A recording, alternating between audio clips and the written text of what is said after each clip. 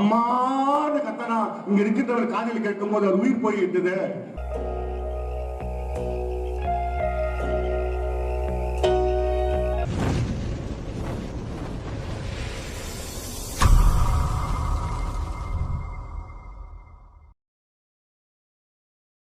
படிப்பு என்பது பெற்றோர்களுக்காக உங்களுக்காகவும் மட்டுமல்ல.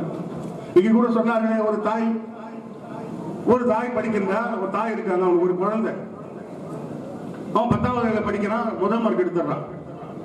அப்போ அந்த ஸ்கூல்ல ஹெட்மாஸ்டர் சொல்றாரு, நீ முதல்ல 10வது மார்க் எடுத்து நல்ல மார்க் எடுத்துட்டு ஒரு சர்டிபிகேட் தரேன், நீ போய் அம்மாவை கூப்பிட்டா.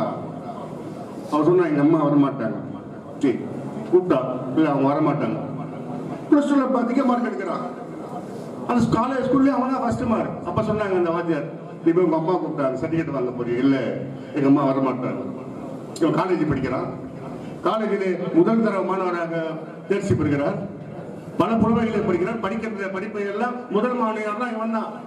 அப்ப கூப்பிட்டாங்க, சொன்னாங்க இந்த இறுதி ஆண்டை முடித்து வெளிநாடு போக பாரு, இப்ப உங்க அம்மா கூப்பிட்டான்னு சொல்லிட்டு அந்த பிரின்சிபால் சொல்ல சொல்றான், எங்க அம்மா வரமாட்டாங்க. அவர் கேட்டார், ஏன் வரமாட்டாங்க? நான் போய் கூப்பிடுறேன். அவன் சொன்னா, எங்க அம்மா கண்ணு தெரியாது. இங்க இருக்கிற சக மாணவர்கள் எங்க அம்மாவை பார்க்கும் போது குருடியோ பையன்னு கூப்பிடுவாங்க. அவன் அம்மா கண்ணு தெரியாத பசங்களா எனக்கு கிண்டல் பண்ணுவாங்க. எங்க அம்மா குருடி, அதனால வர வேணாம்னு சொன்ன அந்த மாணவன் ஒரு காலத்துல படிக்கிறான், வெளிநாடு போயிடுறான். அங்க போய் திருமணம் செஞ்சுக்கிறான். திருமணம் செஞ்சு அந்த குழந்தை கேட்குது, எங்க பாட்டியை பார்க்கணுன்ற போது அங்க இருக்கவங்க ஒரு லெட்டர் போடுறான். இந்த சொல்ற பாட்டி, ஏண்டா நான் வந்து பார்க்கட்ட மாட்டேன் என் பாட்டிய, என் பேரனுங்களை. இவன் சொல்றேன், வேணாம்ப்பா நீ அங்கேயே இரு. ஏண்டா இங்க இருக்கிற அமெரிக்காவில் இருக்கிற பசங்கள்லாம் இவங்க பாட்டி குருடின்னு சொல்லி கிண்டல் பண்ணுவாங்கம்மா, நீ வராதம்மான்னு சொல்றான். அப்போ இது தவிர்த்துனே இப்போ சொல்ல ஒரு காலத்துல இவன் இறுதி காலம் இல்ல, அம்மாவுடைய இறுதி காலம், இவன் இறக்க போகிறார் என்று தெரிகிறது. கடைசியாக அவரிடத்திலே போன் பண்றாங்க. போன் பண்ணி எங்க பையன்கிட்ட கொண்டு பேசணும், அமெரிக்காவில் இருக்கிற பையன்கிட்ட ஒருத்தர் உதவுங்க. அவர் போன் போட்டு கொடுக்குறாங்க பையனுக்கு. அவன் சொல்றான், தம்பி நான் சாவ போனடா, கடைசியில என்னையும் எங்க பேரன் என் பேச்செல்லாம் பார்க்க கூடாதா, கொஞ்சம் வாடா. அவன் சொன்னா, அல்லம்மா நான் வரலம்மா, எங்க பசங்கெல்லாம் உன்னை பார்த்தா இழப்பமா குருடியுடைய பையன் அப்படி சொல்லுவாங்கம்மா. இல்லப்பா சரி, நான் இன்னும் 2-3 தினங்களை இறந்து விடுவேன் என்று என் நிலைமை தெரியுது. நீ கடைசியா உன்னை புரிஞ்சுக்கோ. நீ சின்ன வயசுல இருக்க சொல்ல, நீ மாடியில இருந்து இறங்கி வந்த, கால் தடிக்கு கீழே விழுந்த, கீழே இருந்த கள்ளிப்பால் கண்ணுக்கல்ல உன் கண்ணுல குத்திடுச்சு. ரெண்டு கண்ணு போயிட்ட உடனே நாங்க மருத்துவமனைக்கு ஒண்ணு குத்திக்கிறோம். நானு அங்க சொன்னாங்க 2 கண்ணும் போயிடுச்சு, யாருன்னா கண்ணு கொடுத்தா அந்த கண்ணு எடுத்து உனக்கு வச்சுட்டு உனக்கு சரியாகும் சொல்லப்போ, உன் கூடான கண்ணுக்கு என் கண்ணை எடுத்து உனக்கு வச்சுட்டா. இதை நான் இறக்க போறேன், இப்பதான் நீ புரிஞ்சுக்கோ. என் இரக்கம் தருவாயில் என் இனத்துக்கு இருக்கிற கண் உன்னுடையது என்னுடையது என்று நீ புரிந்து கொள்.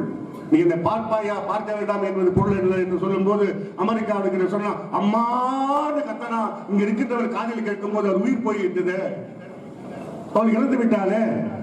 அப்பொழுது ஒரு தாயின் பாசம் எவ்வளவு என்பது உணர வேண்டும். மாணவர் செல்விகளை ஏதோ காலேஜுக்கு வந்தோம், ஏதோ அரட்டை அடிச்சோம், ஏதோ பேசணும் என்பதை விட இந்த எதிர்கால சமுதாயம் உங்கள் கையில். அதைத்தானே முதல்வர் சொன்னார்கள், நான் இந்த சமுதாய மாணவர்களை நான் பார்த்துக் கொள்கின்றேன், உங்களை படிக்க வைக்கின்றேன், உங்களுக்கு வேலை வாங்கி தருகின்றேன், வெளிநாட்டில் இருந்து முதலீட்டை நான் இங்கு கொண்டு வருகிறேன், மாணவர்களை உங்களை நான் வெற்றியடை செய்கிறேன், என்னை நீங்கள் வெற்றியடை செய்யுங்கள் என்று பேசினாரே முதலமைச்சர். அதனாலே இந்த ஆட்சியுடைய வெற்றித்தான் மாணவர்களின் எதிர்காலம் என்பதை நீங்கள் மறந்துவிடக் கூடாது. எனவே படிக்கும் மாணவர்கள், தலைவர் முதல்வர் சொன்னாரே, உங்களுடைய வெற்றி என் கையில், என்னுடைய வெற்றி உங்கள் கையில் என்று நீங்கள் அன்பாக இந்த ஆட்சிக்கு உறுதுணையாக இருக்க வேண்டும். உங்கள் இலக்கு ஏதோ நிலவை தொட வேண்டும் என்பது அல்ல. நிலவை தொட வேண்டும் என்று உங்கள் இலக்கு இருந்தால் தவறினால் பூமியிலே விழுவீர்கள். அது இலக்கு தேராது. உங்கள் இலக்கு நட்சத்திரை தொட வேண்டும். வானத்தில் உள்ள வெறுதூரத்தில் உள்ள நட்சத்திரத்தை தொட வேண்டும் என்ற ஒரு இலக்கு படைத்தால் அதில் வெற்றி பெறுவீர்கள். அப்படியே வெற்றியை படவில்லை என்றாலும் நிலவிலே விழுவீர்கள், நீங்கள் காப்பாற்றப்படுவீர்கள். நன்றி, வணக்கம்.